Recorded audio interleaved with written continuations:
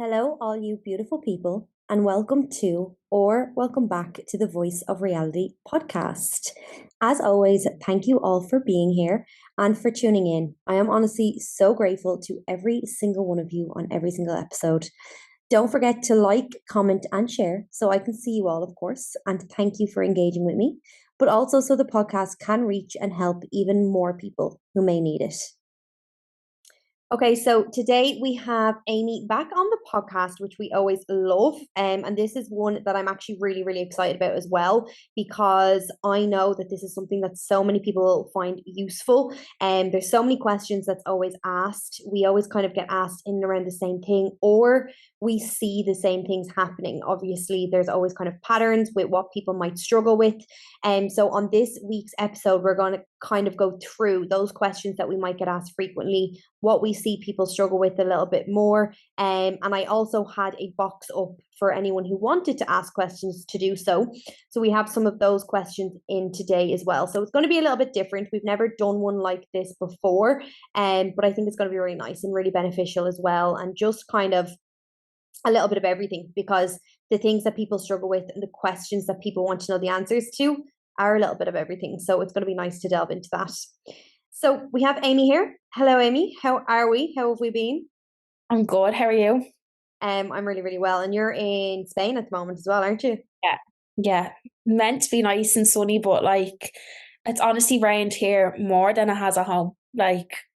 What is Which going on with that? There is some sort of like weather you warning know, out as well, isn't there? yeah, what day was it? Wednesday or something? Like you literally could not leave the house. I've never seen rain like in my life. I was like, I came for the sun and not for the rain. So the first one that came true yesterday was I had changed my diet completely. So I'm eating and tracking everything that I am actually eating. I'm exercising every day. Water weight and muscle mass has gone up, and the number is barely going down, but I do look so different, and I am really happy with how I look. Any advice on how I get the number on the scales to go down faster? the first thing I would say is, are you tracking properly? Are you tracking everything to a T? But secondly, what I would say is, and one thing about the scales is you may not see like the biggest changes in the world, and it's gonna fluctuate so much. Like you can literally see sometimes your body comp changing and the scales may not move at all. But if you are seeing the changes come to life, just don't focus on the scales. Put that scales away. Do not focus on the number. Obviously, yeah, we do want to see it come down, but if we're seeing the changes happening, don't let your progress be dictated by one singular number. Yeah, no, it's so true. And even there, like she's saying, like I do look different Yeah. from when I started. And the thing is as well, I think what you really need to ask yourself is, are you looking different in the way you want to look?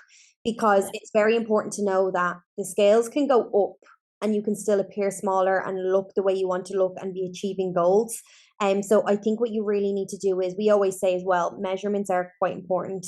Taking photos are quite important to be able to progress and see that progress as well.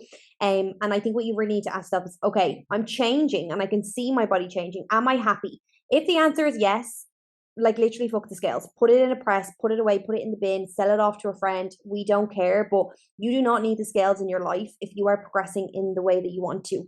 Scales is great sometimes, like Yeah. it's great and it's great form of measuring, but if you have a bad mindset with it, and if you are solely focused on that and nothing else, then it's quite negative, and we don't want that in our lives whatsoever. So I know you're asking for advice on how to see the number go down faster, but what I would say is, my piece of advice anyway would be, if you're happy with the progress you're making and how you look and feel, stop looking at the scales, like leave it alone. Because honestly, what is a number on that machine going to do or to help you in any way with your progress? Or if it is the case that you're like, I'm actually unhappy with how I look, maybe you're going in the opposite direction of where you actually want to go, I would absolutely say to look a little bit closer at what you're doing and monitor things a lot closer as well, because something's going missing there. So if you're kind of appearing, if you're looking in the mirror and you're like, God, I'm going opposite direction to where I want to go, the scales is going up and everything is just kind of not progressing the way it should, monitor things a lot clearer, a lot better, and a lot closer. Or if you're like, I feel absolutely amazing, I'm looking good as well, maybe the scales is slightly going up or it's staying the same. We don't care about the scales then. Once we're happy, once we're going where we need to go. I feel like as well, like we see that all the time with clients obviously come. I think it's in the first few weeks as well, because obviously once we get to them and we're like, absolutely not, Yeah. they know different and they know kind of the mindset that they need. But we see that all the time with people struggling with the Yeah. scales. No, definitely. And the first thing I'll always say to anyone is like, just put the scales away for, it doesn't have to be forever, but put it away for 2 or 3 weeks. Do not focus on it and just focus on you and how you feel every day. Like, do your clothes fit better? Do you have better energy levels? Are you making better nutrition choices that are actually serving you and making you feel good overall? And if you can say like yes to all them questions, then what does the scales mean in the grand scheme of things? It's literally a number, like. And as well with the scales, like as we know ourselves, so many things are going to cause that to fluctuate so much. And that's one thing you do have to remember as well. Like if you're seeing fluctuations on a scales, it's for a reason. It's not just happening for the crack. It could be maybe your sleep was crap, maybe your stress is a little bit higher, maybe you're due on your cycle. So many things are going to affect the scales. So it's like, do not allow that one piece of plastic dictate your progress. If you feel amazing, you're performing better, everything like this, that's what you want to be focusing on. That's going to make you feel good overall. Yeah, I always like, because I used to be fair, and I do understand it to an extent, because let's be real, right? We all grew up with a scales in our bathroom. We all grew, like, even now, like what house, like honestly, sometimes clients are like, I don't have scales. I'm like, I love that so much, like, because I just can't even imagine a house not having a scales, because it's all I kind of knew growing up as well. My mom and dad obviously using it, people around me. So like I do understand, because we grew up seeing that and seeing the scales around the house, and that like being the only measurement of Mm. progress. And I think a lot of us didn't realize and have the knowledge that we have now surrounding it. But at the same time, and one huge thing I always say about it is, the scales isn't going to get up and go to the gym for you. It's not going to prep your meals for you. It's not going to hit your targets for you. It's not going to get out and get your steps for you. So why on earth are you allowing it to tell you what your progress is as well? And like, you're the only person that's actually going to get up and do all this shit. So if you are ticking all of your boxes, we're good. We're good to go. We know what's going on and we're going to see progress no matter what. So yeah, honestly, I could talk all day, and I know you could as well, probably just on the scales alone, because it is just one of those things where there's so much negativity, but also positivity that can come from it. But just it's like a religion. It's like a way of life to some people, I feel. Yeah. And I do feel like maybe just the age and like the generation say that we all would have grown up with. Like I know myself in my house, like it was the scales. Like the scales was the Bible of the house. And it's like I remember even just like last year myself when I put weight on and like trying to explain to my family, like, yes, I look completely different. I've put weight on, but like look how my body comp has changed. And maybe I am up that much on the scales, but like it's not the Bible. Like there's other things to focus on, and body recomp as well is something I don't think a lot of like the older say generation will understand. So it's like their whole sole focus is on this one piece of plastic basically. That's all they've ever known. And it's like sometimes it does take like the younger generation to come in and be like, but there's other ways of focusing on your progress and making progress besides just that scales. Yeah, I think even when I remember growing up, like my dad would be on that, and he'd be that one that would morning, noon, and night. Do you know what I mean? Yeah. Check the scales, seeing if it changed, seeing what's going on, and like he'd take it would come up as a lower number, say maybe the second time he jumped on, and that's the number he would take. Do you know what I mean? He'd be like, "Oh, I'm after losing such and such," and trying to explain to him that he could have just lost water, like he could have literally just gone to the toilet, and that could literally be anything, but it might not be body fat. And trying to explain that is honestly like talking to a wall, because he doesn't want to know either, because he's set in his ways, and that's fine. So I think it's very, very important when you do even start your journey, and if you are having a bit of a bad relationship with the scales itself, is to have a chat with yourself and to look up more kind of knowledge on it and to educate yourself more around it and to keep an open mind. Because if you're just really, really fixated on that and you're just kind of set in your ways, you're never going to come out the other side with a more positive outlook on it as well. No, absolutely. I'd agree with you there too. Yeah. So the next one that I have here is, how do I create meals myself with my own macros? Do I start with protein, carbs, and then fats? So with this one here, I was actually reading this one earlier as well, and I was thinking to myself, God, what do we mean here? But a huge thing that I would say, if you are, say, you want to do your own meal plan for yourself for a daily basis, I would always look at your calories first. Like, calories are the most important thing first and foremost, especially if it's a obviously physique goal that you're after. So if you want to lose weight or even gain weight, your calories are going to be the most important thing. So you want to look at your calories first, and you obviously want to make sure that the meals that you enjoy and that you want to incorporate in are fitting into the calorie amount. Then I would look at your macros. Do you have protein in every single meal? Do you have carbs in every single meal, and literally fats in every single meal? That's what I would always say. Adding in a few snacks there, and I would go from there for the first few weeks. Then I would have a look at your kind of macro targets. I would then break down, okay, am I hitting my protein target today? Am I hitting my carbs target? And am I hitting my fats targets? And that's how you know then, okay, my meals are looking good. But I wouldn't just take it meal by meal. I take it as a full day. I feel like if you're just creating meals and you're just kind of going, okay, well, I'm going to create this for breakfast, this for lunch, I just feel you'll set yourself up for failure if you're not planning ahead of time and have your whole day planned out instead of just meal to meal. Yeah, definitely. And even like one thing I would say is like, if you are someone you're like, right, I know in the morning when I wake up and I'm hungrier in the morning, and you need to give yourself a bigger meal in the morning. If you're telling yourself you can only say have like so many calories at each meal, you're limiting that, because you might be someone who like would prefer a bigger breakfast and maybe a smaller dinner. But like you can work that into your calories and into your day and stuff. But if you just say, go, right, well, I can have 500 calories for each meal and that's it, you're limiting yourself within that when you might not even want that as well. Yeah, that is important. I think the second part there obviously asks, like, do I start with protein or carbs or fats? I would actually probably start with protein. Yeah. Protein's most important. Look, we know this. Queen MVP, we love her. And I think I would start with protein. I would make sure that there's at least 20 to 30 grams of protein in each meal that you're having throughout the day, and then your carbs and your fats. But really, you don't need to start with anything. You just need to make sure the total for the day is what you're hitting. That's Yeah. what I would say to that. Yeah. Or say if you know yourself, like I'm someone who does struggle maybe to get my protein in, that's a target I struggle to hit with. Track that first, because you know yourself in your head, right? This is what I need to aim to hit first. I'll hit that target, whatever it is. And then you know yourself, you can let the carbs and the fats come around, or vice versa. If you're someone who struggles to hit your fats, track that first. And then you know yourself, you can hit the rest easily. They'll slot in much easier.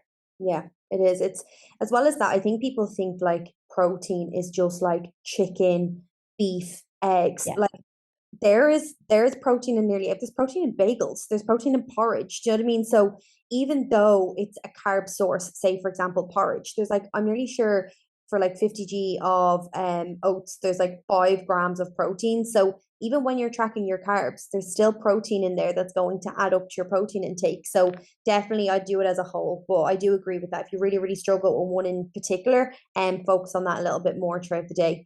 And just make sure that you're hitting that obviously as well, preferably.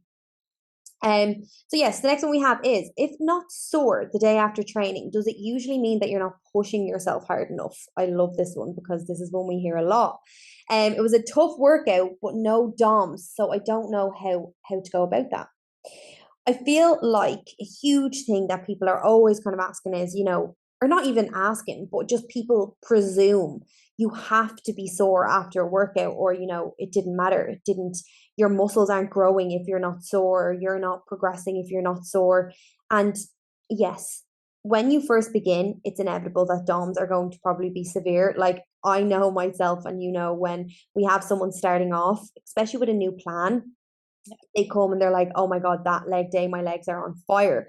And absolutely. But as you continuously do this, you get more and more used to it. And it's not that it gets easier. You just get better. You get stronger. You're getting a little bit more used to it. You're more able for it. So, of course, the DOMs are going to calm down a little bit. But you should not be in like pain every single time you train, every day after.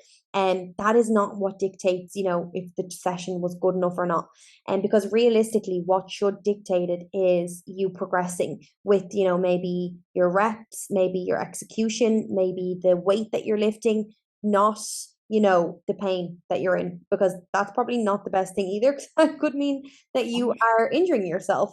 So yes, inevitably, if you maybe are starting off from scratch, if you're changing up a plan or a pattern, or if you're trying something completely new, say you're changing up training styles, you will probably have DOMs and you will probably feel that kind of tension and pain for the first few weeks. But it does all die down, and that's fine. That's nothing to be afraid of. If anything, it's better because you can actually give more intensity to your training, then you're not sore. Your recovery is better. Yeah, absolutely. And if you think about it, like obviously, I don't know how long this person has been training, but let's be honest, something like a hip thrust is a staple in every single person's like glute day. So you could be doing hip thrusts for like nearly like 3 or 4 years. Your body, yes, you may be seeing progress and stuff within that, but the actual movement itself, your body is so like used to that now that it's not going to feel the pain of it every single time, which isn't a bad thing because it means, right, you know yourself, you can go and give that exercise or whatever it is 100% and you'll recover from it as well quite well.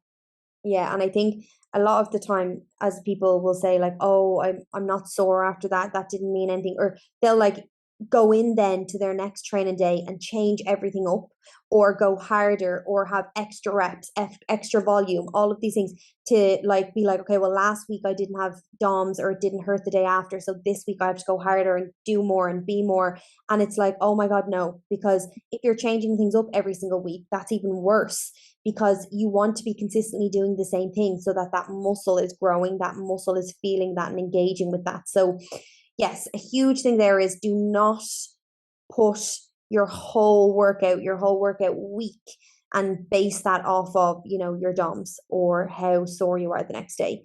Realistically and honestly, I'm going to say this with a pinch of salt, but you probably shouldn't be sore every time. Like, as I said, there is going to be some times where, yes, you will. If it's new, if you've never done that movement before, if you're starting from scratch or maybe changing over styles, but you more than likely, majority of the time, 90% of the time, won't be sore after your training day. And that is fine. You'll feel it a little bit, but you're not going to be in pain.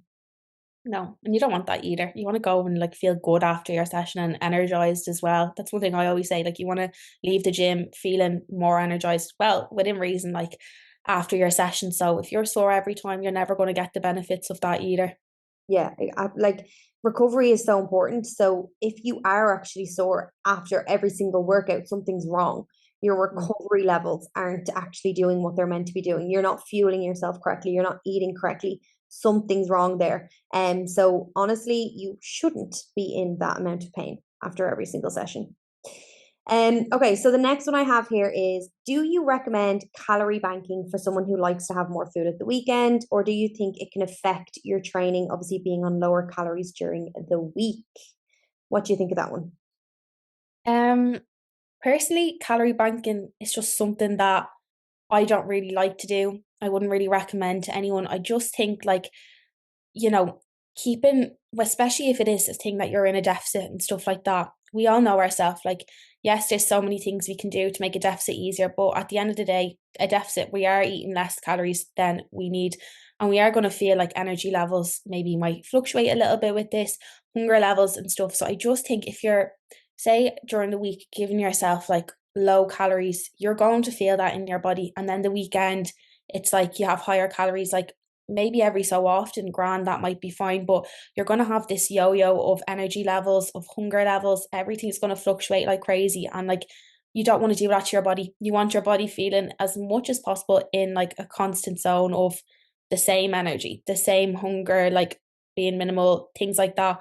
So it's not something I personally would recommend. If it's a thing that you do want like extra calories at the weekend, I would just say instead during the day, making sure that you're having maybe lower calorie meals with more volume in them. So having higher protein options for your breakfast and lunch if it's a thing that you want more calories on a Saturday evening, so that your calorie levels are going to stay the same each day, but you're not going to see this mad dip of maybe like 1,500 calories one day and then 2,000 the next.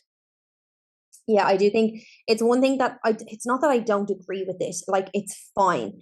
If it's a tool that you want to bring in one week every couple of weeks, or maybe once a month, or every now and again, that's okay, but it should not be relied upon. It should not be done every single week. I do not agree with someone doing it every single week, Monday to Friday, and then Saturday and Sunday spiking with their calories, because the thing is there, number one, it can actually cause a toxic relationship with food, because you're then thinking in your head, oh, I can only eat this amount during the week and this is when I'm being good, and then I can have extra and I can use those calories on takeaways and binging, really, and having kind of sugary foods and all of the things that you wouldn't have on the weekend, and it's or on the weekdays. And it's kind of like, well, why don't we just try and incorporate the foods in that we like in all of the time? Now, if there's an occasion, maybe, or if you're going out on a Saturday night, these are all things to navigate through. I personally, I know, say if a client came to me and said, look, I'm going out on a Saturday evening, what should I do to navigate through this? I would never say, okay, let's slash your calories 6 days before that. I would personally just be saying, okay, let's have a look on Saturday. Let's see what we can do on the Saturday to see if we can take some calories away from some of the meals and add them into your dinner meal, and if you're going to have a few drinks.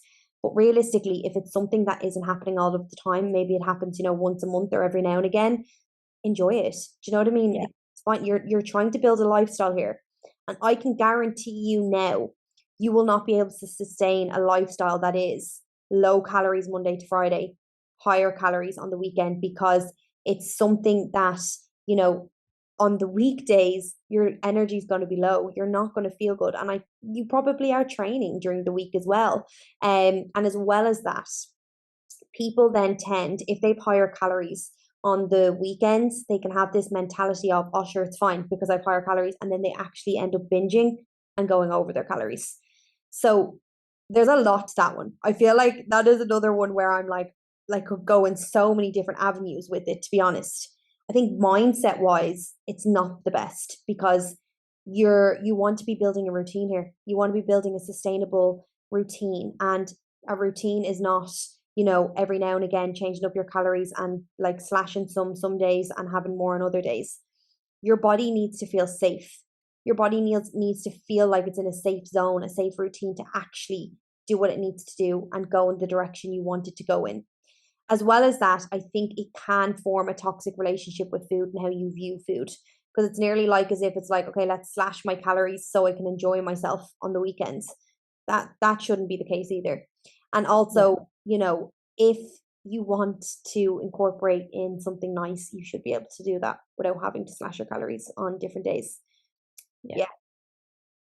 Yeah, I Yeah, there's so much to talk about on that point, like, alone, do you know? But one little, like, thing I would say as well is, like, your weekend is, like, nearly 50% of your week too, so, like, you wanna keep it the same, you wanna make sure that, like, your mindset throughout the whole week is in the best place it can be, and then say, like, you're working hard during the week and stuff like that, I do think, like, that mindset of, "I can have extra on Saturday," or, "Sure, look, I kept calories during the week, I'm just gonna go and do whatever I want, have, like, an off-plan meal, whatever, grand." But it's like it's that mindset you're creating with yourself. You don't need to create it. Just have whatever it is. I know myself, like I am a sweet treat gal, so I'll always make sure like each day of the week I'll have a bit of chocolate every day, mix it into my calories, grand, and I don't feel the need then to go at the weekend and be like, I'm gonna save all these calories and get all these treats and things like that, you know. Just try and keep your mindset in a constant place. It will make achieving your goals so much easier. Yeah, no, I think honestly, when I am kind of looking at it as a whole, I think the mindset side of things is probably the most important, because it'd be very hard to keep up a Monday to Friday of like 15 to 1400 calories. That's quite low. Like, as in, when it comes to a lifestyle type goal, that is quite low. And it says here in the second part, like, will that affect your training during the week? Then absolutely. Like, Yeah. if you're eating lower calories during the week compared to the weekend, like, absolutely you're going to see a dip in energy compared to when it comes to the weekend then. So it's just something I wouldn't necessarily bring in every week. If it is like maybe every now and again, maybe maybe once every in a while, that you have a specific occasion and you want to keep some calories for it, okay, that's okay, it's not the end of the world. but I definitely wouldn't be bringing that in as like a lifestyle and something to be doing every single week because you're not going to last. That's No. one of those things that, after a few weeks you'll be bored of it and it'll be gone. And you'll dread your Monday, you'll dread the new week as well. So we don't want that. We want to be excited for a new week and getting after our goals. We don't want to be dreading it. That's actually so true. I didn't even think of that. Like literally, you'll be dreading then going back to the 1,500 calories you're on during the week. Like, yeah, Yeah. that is so true. Okay, so another one we have here is what supplements should I take as a beginner? Um, oh God, there's like not that there's so many supplements, but there is. But I normally have four that I would recommend off the bat. And this is a subject that I just always say for at the start of anything, whenever I start to talk about this, is I am not a doctor, you're not a doctor. And if you do want to speak to a doctor, please do. These are only recommendations. And I would say as a female, the four that I would always recommend are magnesium, B12, D3, and omega 3s. They are amazing for, all of the good stuff for bone health, hair, nails, your actual body in general, energy, fight fatigue. Magnesium is amazing for women in general and hormones and everything like that. So like I actually do have a podcast, like it's about 15 minutes on these supplements alone, and honestly it could take up the whole podcast again talking about this. But I don't want to get too deep into it either because it is something that everyone needs different things. Number one, they are the four probably ones that I would always recommend to anyone that just asks me straight off the bat. That's what I would recommend. But as well as that, if you ever need to speak to your doctor, if it's something a bit deeper, please do. Don't just take this as Bible either.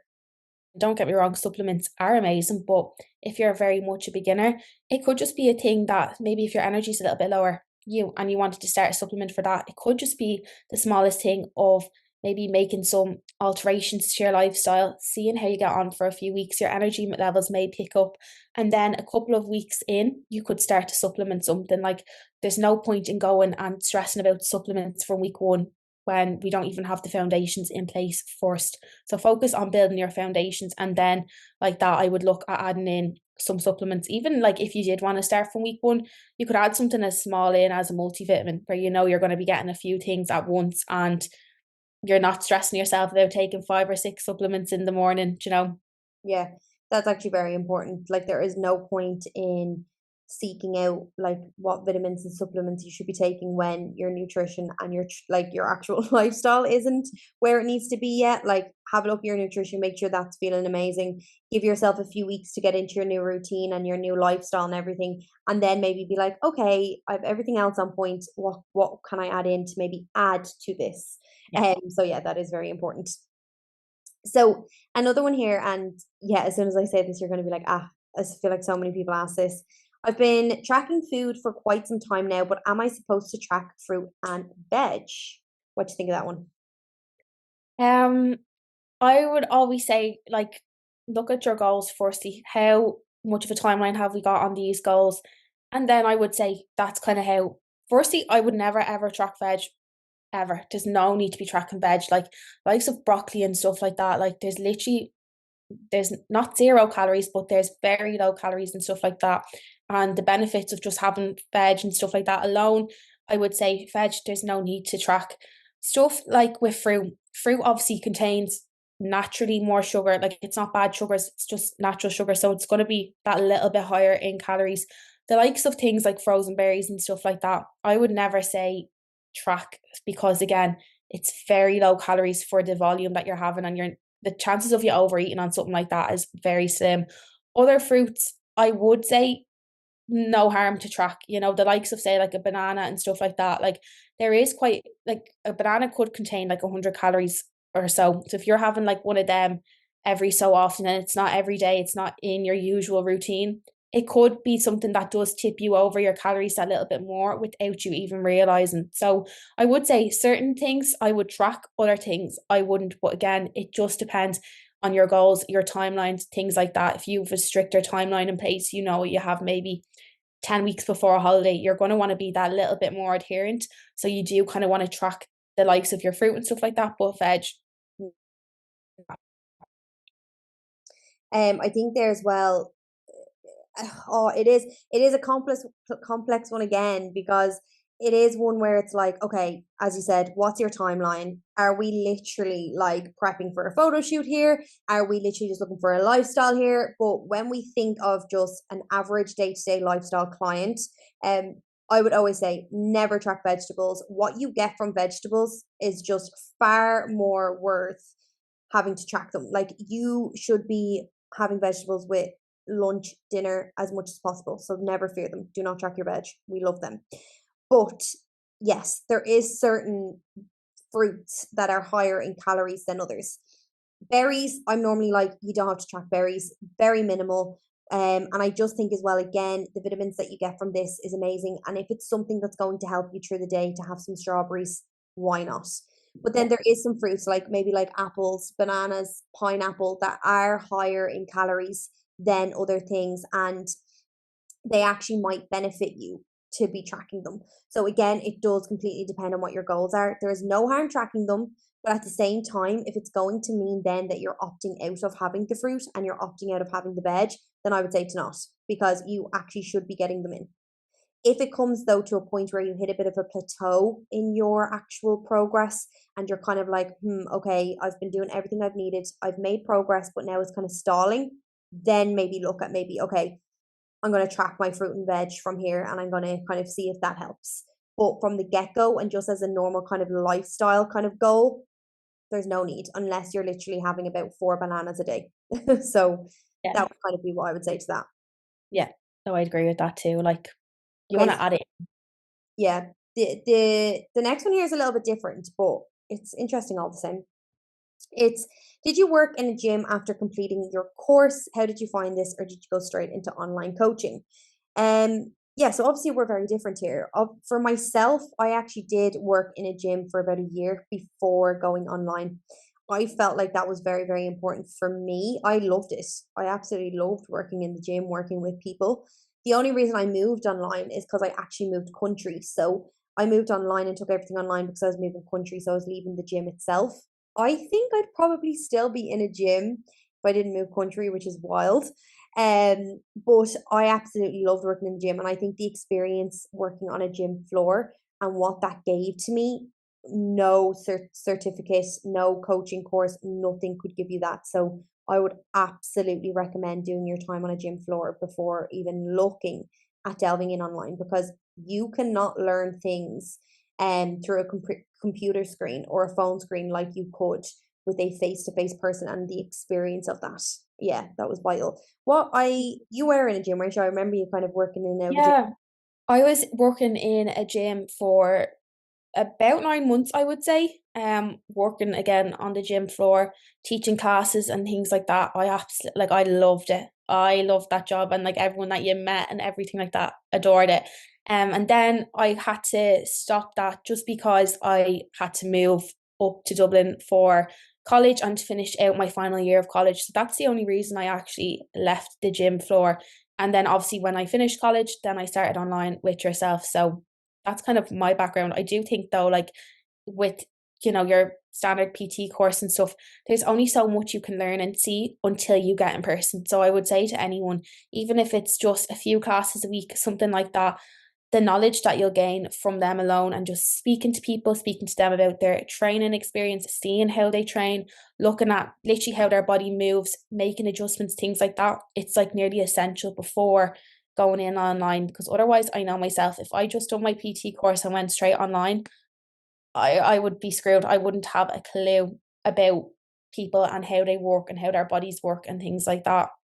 Exactly. I think a huge thing, classes were so good as well because you see more individuals and more problems and issues arise and through a class day. Like say someone, they get to a station and they need to squat and they can't squat, and you need to be quick on your feet and you need to think of something to swap that out with. And I think being around people and seeing what they struggle with and seeing how you have to, make sure that you alternate this to actually suit them, tailor it to them. Obviously, everyone is very individual, and that alone, I think that was a huge thing that I benefited usually from with the face to face, because you have to be quick on your feet. You have to learn how to, okay, how do I swap things out here? How do I cater for this person and their individual needs?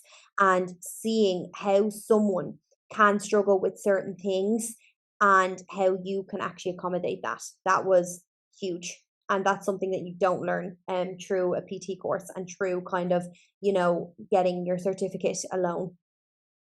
Yeah, the cert is literally, and as bad as it sounds, the cert is just the cert. It's to get you in there. But most of your knowledge will come from the gym floor and seeing people and working with different people and things like that. That's where you will gain so much knowledge. Yeah, no, absolutely. I think as always, like the cert's a piece of paper, but your experience comes from actually doing what you need to do. Yeah. So yes, as much as online seems like this amazing thing, and it is great, but it's not amazing if you don't know what to do with your actual clients. So please put in the work, make sure Yeah. you have that bit of background behind you and you actually understand, and then you will be a better coach as well for your Yeah. clients too. So we love that. So another one here. Do you have any tips on how to get protein in throughout the day? Any tips yourself there? I would always say whatever you're having, just have more of. It's the easiest way you're gonna get your protein in. Like, I know when anyone ever comes to me, I'm like, and they're saying, right, I'm struggling to get my protein in. I'm like, right, send me a screenshot of your My Fitness Pal or whatever it is you're using to track. And usually, most of the time, it just is like, right, at lunch there, add in more chicken to that meal, or maybe in the evening, add in a snack. If you're having like a yogurt in the evening, go for like a protein based yogurt, I guess. Don't overcomplicate it for yourself. Just add in more of what you're already having, and it makes it so much easier to then hit your protein goals, having foods that you know you enjoy and work for you. Yeah. I always say to make sure you have protein in every single meal. And Mm. again, like as you said, like make sure it's in every single meal. And if you're still not hitting your protein, up the grams of it in every single meal. Because I see that a lot where people will send me over what they're having and their meals and everything, and their protein intake for each meal is like lower than their carbs sometimes. And I'm like, no, no, no. We want our protein to be number one, carbs number two, then fats. And I think um a lot of the time I always say to go for at least 150 grams to 200 grams of protein for say your lunch and dinner. So say if it's like, meat or chicken or tuna or fish, I would go for 150 to 200 grams of that actual protein source, because that will be in and around 20 to 30 grams, if not more, to be honest. So you want to be making sure that you've protein in every meal and that it's at least 20 to 30 grams at least. That would have you with those three meals alone, and you get 30 grams in each. That's 90 grams alone. Then, with little things and little factors that you take in around the day, be about 10 grams. Then, if you had a protein snack, you're up at 120 grams already. So, yes, that's a huge one. Another thing that I would say is to supplement with protein powder if you have to. If you cannot get your protein in through whole foods, and I get it, sometimes people do really, really struggle with this, use protein powder. I use protein powder. Like I have no shame in that. No. Like some days I don't have to, and then some days I'm like, oh wow, okay, I have 20 grams that I have to get in. Scoop of protein, amazing. Like why wouldn't you do it? Stop making your life so hard. So yes, I would incorporate in protein powder if really, really needed. Yeah, and sometimes it's nice. Like I look forward to like my oats in the morning with my protein powder, and it's a little sweet treat as well in my head. Like it's been a chocolate like flavored one, or so many different flavors, or even like them little clearway juices. Like they're not doing any harm to you. It's good. Like it's getting your protein in easy. So do not even overthink it. If you need to use it, absolutely go for it. Yeah. And as you said there, like you can get the clear whey as well. So what clear whey is you add it to water, say, and it's like a fruity taste instead of the whey protein of having like that. It's dairy, isn't it? More Yeah, so. that milk kind of. And it's kind of like chocolate. It's heavier. You can get loads of different flavors, obviously, but it is heavier. The clear whey is a lot lighter. Maybe it's like fruity. It's kind of like adding a bit of my body to your water, and I actually think that's unreal. Yeah, for anyone that does struggle with or hates the actual taste of protein, the clear whey is amazing. Yeah, and the calories to like protein ratios is unreal. I think it's maybe like 90 calories or something for a scoop, and it's like 30 grams of protein in a scoop. Like it's really good. So that would be like literally a quarter of your protein intake for the day, possibly Yeah. just through that little clear whey drink. Yeah, no, I love that. Again, if anyone has any questions on any of these things that we're chatting about or wants to know like more or us to elaborate, please just drop us a message or fire away, because I know we're kind of talking on things here and we know what we're talking about. But if there's things that we are discussing and you're kind of like, oh, what's clear way or where do I get that? Let us know on anything there. That is absolutely fine. So another one here that we have, and I love this one, is how do I push past my lower motivation weeks? Um, yes, and I we see this all the time, and I hate to be the one to be like, it doesn't matter about motivation, it's all about discipline, but it is true, number one. But as well as that, motivation and lower motivation, especially with females, will normally always come with your cycle and what's going on with your hormones. And a huge thing that I will see is someone might be like, this week I had to drag myself to the gym. My motivation was on the floor, just didn't want to be there. And I will go and have a look at where we are in our tracker and I'll be like, right, it's PMS week. The reason why you don't want to be there, you don't want to do this, you don't want to move, and everything's a chore is because your energy is on the floor because your hormones are fluctuating so much. So a lot of the time it's actually not even to do with motivation, it's just your hormones. But that is 90%. Another half of the other 10% is that, yes, of course, there's going to be weeks where we don't want to do it and it can feel a bit boring. It's a bit of a chore. But so what? We literally have to actually push past that as much as possible and just be like, look, our goals mean more to us than the feeling of not wanting to do it. And what I will always say is stick to the plan, not your mood. Like focus on your logic. Logically, I need to show up for myself. I need to go to the gym and get this session done. I need to have these meals instead of the cookies in the fridge. And I need to do these things for myself and for my goals. Emotionally, you might be like, I do not want to do any of that shit. But emotions change all of the time, literally change like the weather. And that's what we do not want to look at and not rely on as much as possible. Yeah, I was actually having this conversation with someone in a check-in this week, and the one thing I said to them, and I'd say to anyone, if you are having one of them weeks where you just don't want to go to the gym, you don't want to go do your steps, I always say, like, picture yourself on Sunday evening. How would you feel looking back at your week if you done nothing to get you towards your goals?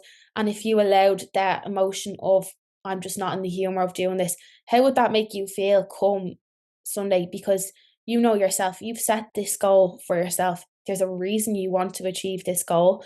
Remind yourself of that and reflect and be like, in that moment, how would I feel if I actually don't go and show up for myself now? And how will that trickle into the rest of my week? We're all about being the best versions of ourselves out here. And sometimes we do need to just take a second, remind ourselves why we're doing what we're doing. Yeah, it might not give us all the motivation in the world right then and there, but you will look back at the week and be like, look at me, like I showed up for myself, like bad bitch energy, instead of being like, why did I not do anything? Like, and then regretting not doing anything. That's, I love that. I've never, not that I've never thought of it like that before. I've just never put it into that analogy where it is like, because in the moment when you don't want to go to the gym and you're just feeling low, in that moment, of course, it'll be amazing to just skip out on the gym and be like, oh, unreal. But I can guarantee in that moment where you don't go, you'll be like, okay, great. And you'll be literally, you won't even be happy. You'll still feel low. You still won't have any energy. Like, it's not as if, like, the gym might not make you feel better, but it won't make you feel worse. That's the Yeah. thing. It will not make you feel worse. If you go and do the gym session, you probably will feel better just because you did the right thing. But yes, in that moment, you might be like, oh, okay, Grant, I'm just not going to go to the gym. But I'd say in about 3 hours after that, even as you said there, on the Sunday evening when you're reflecting on your week and you're thinking about that, you're going to feel awful. It Mm. won't be worth it. It won't be worth that split second decision of saying no Yeah. to go into the gym or eating the packet of cookies. As you eat the cookies, you'll be like, oh, these are so nice. When the cookies are gone, you're going to be like, I wish I didn't do that. I Yeah. wish I didn't do that. And the feeling of guilt, the feeling of shame, I hear these coming up all the time where someone's like, oh, I didn't go to the gym. I feel so guilty about it. Like, blah, blah. Yeah, of course, because you should have listened to your logic and you should have done those things. Now, obviously, there's obviously like exceptions and different things like that, but those feelings will creep up and you want to avoid those as much as possible. In the moment, it might feel amazing and you might have that little bit of instant gratification, but as like, a few hours go by, the next day, as you reflect back on the week and you remember the packet of cookies that you ate, you're not going to feel your best self for it at all. Mm. Yeah, and I have seen something as well, like another thing during the week, and it was like I think it actually could have been you put it up on your threads, and it was just like about like how you would like expect certain things from your family and you want them to be the best version of yourself, but like sometimes we'll never do that for ourselves, and it's like at the same time, like yeah, you might not want to go and do this, but show yourself the respect that it's like I am going to do this to become the better version of myself. I want to get after these goals. I want to feel amazing. I want to fit in that dress or whatever it is. And like you need to show yourself enough respect that you'd show to others and go and just show up for yourself at times. It's not always the most fun thing in the world, but you deserve that. You deserve to feel amazing and to, be able to train. It's a privilege to go and be able to just even train. Like you deserve to show yourself that respect as much as you would show it to others. I was actually watching a YouTube video, and the girl was saying she kind of has this battle with herself all the time about, oh, should I go to the gym or and work on myself and my health and fitness. She was like, I hate going to the gym, so she's like, so I always opt out of it because then I also want to do the things that I enjoy, and it's just kind of like it's not about enjoying it. Like as awful as it is, some people love going to gym. I love going to gym. Some people love it. There's other weeks where I absolutely couldn't think of anything worse. Like absolutely, I'm not a robot. But like it's not about necessarily enjoying that hour in the gym. It's the rewards that you reap afterwards. Like I can't express that enough. Like when you go to the gym for that hour, of course it's gonna feel tough. Of course you'd rather be at home watching Netflix, eating tubs of Ben and Jerry's. Like who wouldn't? But it's the rewards that you're reaping afterwards and those goals that you want to hit that you're thinking of. Always think about that. That is so important. Yeah. So another thing here, and you actually have a guide on this one as well, and how to navigate through occasions and nights out. So what is your thoughts on this one? And what would you kind of say for navigating through that? Yeah, so obviously with nights out, social occasions, all them things, they absolutely do creep up. We all have them. And don't think you're the only one who has like loads of occasions on that can't get after your goals because there is so many things that we can do to make sure we're getting the most out of them. The first thing and the most important thing I always say is plan your week to a T and make sure that your week is planned so you know yourself. I'm getting my training done, my cardio, my steps done each and every day around this event, and then when it comes to the day of the event, making sure that your nutrition is in a good place before you go to it. Go and enjoy yourself, have your night out, have your dinner out, few drinks, whatever it is. And the next morning, just getting straight back on track is what counts the most. Like it's not about, like saying no to everything and like giving up your whole life. It's literally just how you come back from them that matters the most and not allowing that one night out to be a 1 week or a 1 month thing. It's a night out. You get back to your normal the next day and we're all good. It really is like that mindset because I think so many people feel like they go on a night out and they've ruined everything. And it's just kind of like, no, because if you want to change your life, if you want to change your lifestyle and your routine, you have to know like, we're all smart here, we're all adults. We all know that there's going to be occasions that creep in. There's going to be meals that creep up. There's going to be birthdays. There's going to be events. There's going to be some nights out, Christmas, all of these amazing things. We're not dumb. We know these things are going to creep up. So why on earth would we go on a journey and presume that we need to just like exile all of these things? And if we do one of these things, it's like the end of the world. And may as well quit because it went out on Saturday, or it was my best friend's birthday, had a lovely meal with her. Absolutely not. Like these are the things that you need to know. Like that's fine. Like it's a life, like you're living a life now. This is a lifestyle now that we're creating. So these things are inevitably going to come in and we want them.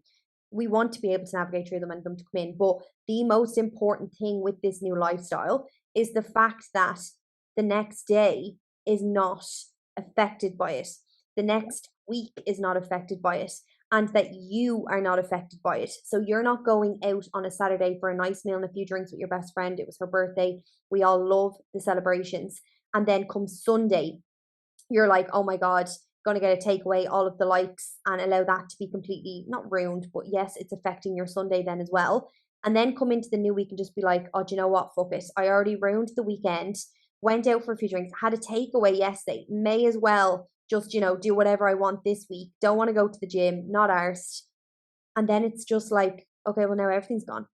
Whereas you could have just went out on Saturday. You could have woke up on Sunday and got out for some fresh air, got your steps in, made yourself a really nice meal that you enjoy. and then you could have gone to the gym on Monday again and your progress resumed. So yes, it's a bit of one where it completely comes down to mindset, because if you're in a position where your mindset is a little bit weaker when it comes to your journey, you're absolutely going to cave and hit the fuck up button. That it's inevitable.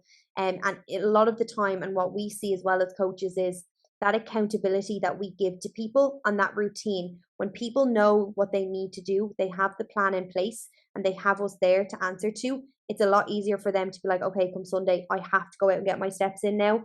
I have to, make sure my nutrition is still okay, because this is all being accounted for.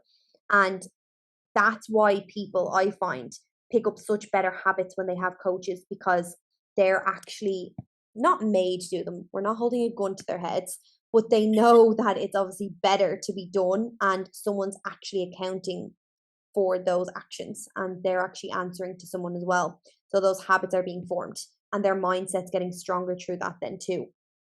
So yeah, there's a lot to that. I think, as you said, huge thing is not letting it affect the days after and the weeks after and just your journey in general, because literally you could just quit like as soon as you go on a night out. And as well as that, leading up to it, making sure everything is in and done and everything's ticked off and well arranged, making sure all is okay. Absolutely. I do think as well, like one thing like I notice and I see with clients as well, and I've seen it in myself, is like when you have this goal to work towards as well, and you've set yourself a goal, and then the nights out and stuff creep up.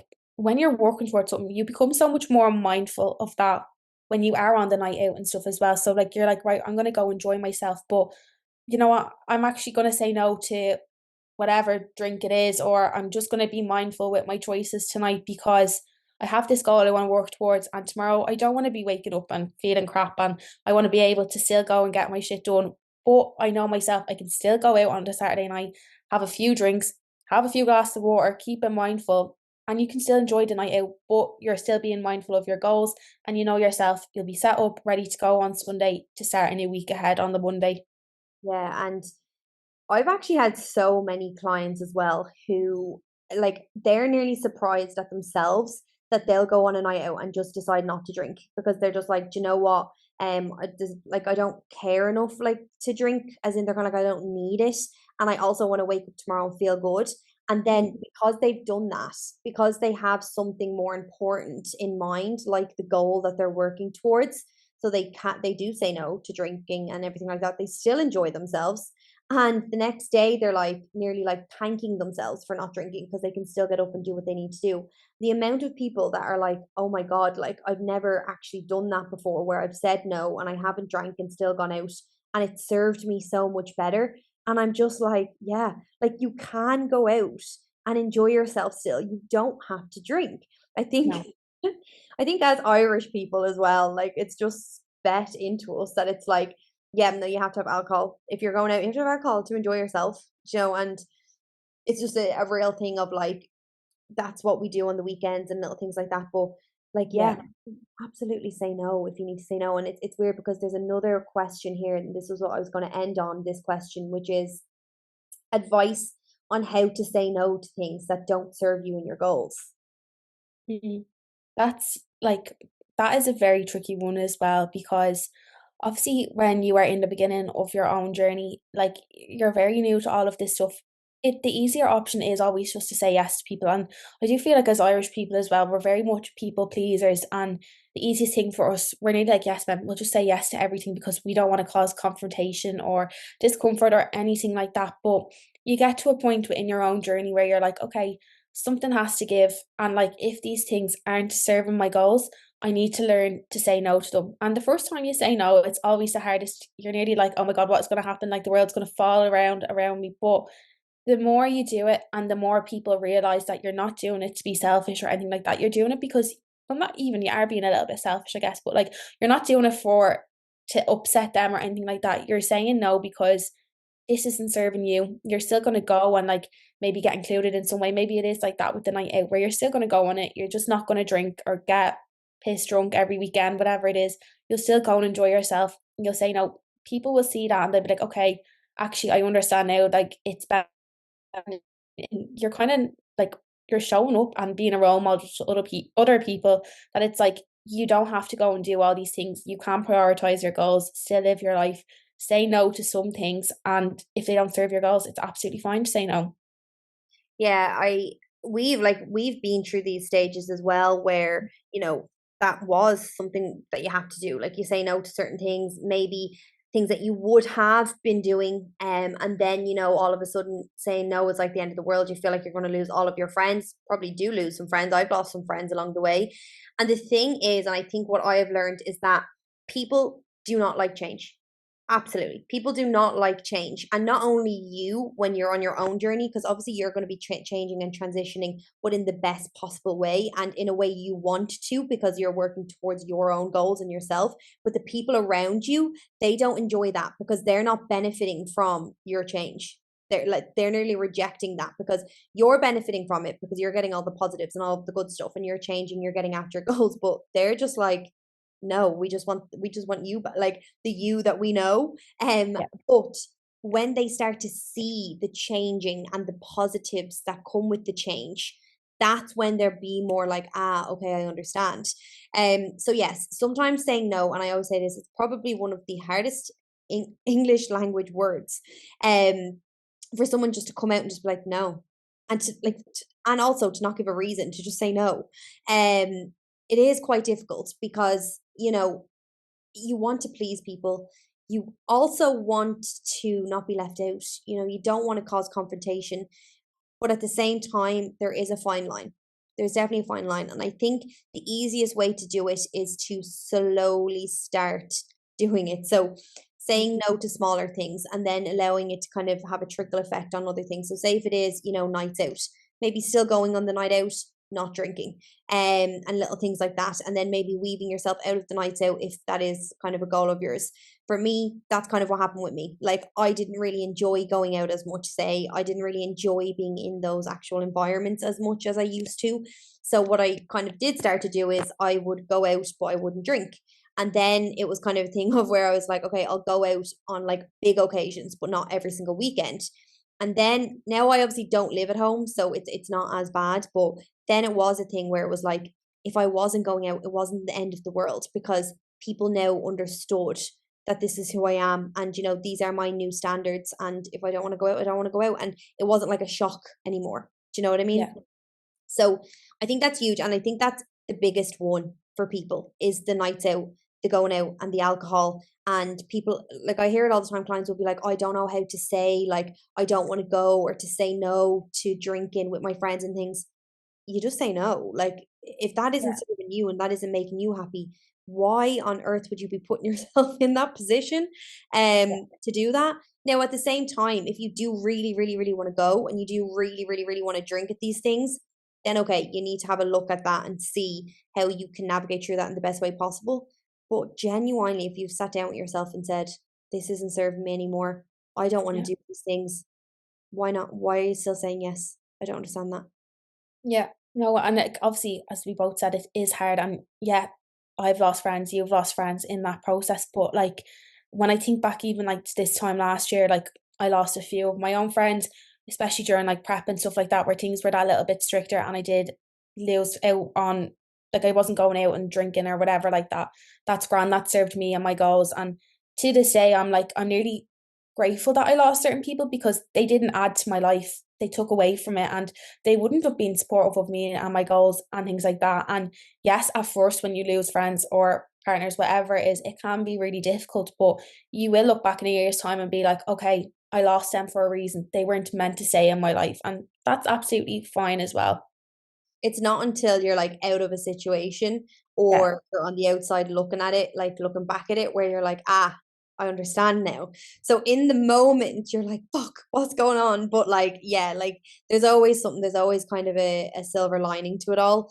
But yeah, look, how to say no to things that don't serve you. You literally say no. And I get that that's easy for us to say, but at the same time, it's not because we've gone through it as well. We've gone through those stages, but like, you literally have to, like, this is, you'd think it was something so simple. You just say no, but you literally have to practice like saying no. So do it Yeah. for the smallest things, and then literally slowly kind of build it up. People will then start to understand, okay, they won't expect of you to say yes anymore.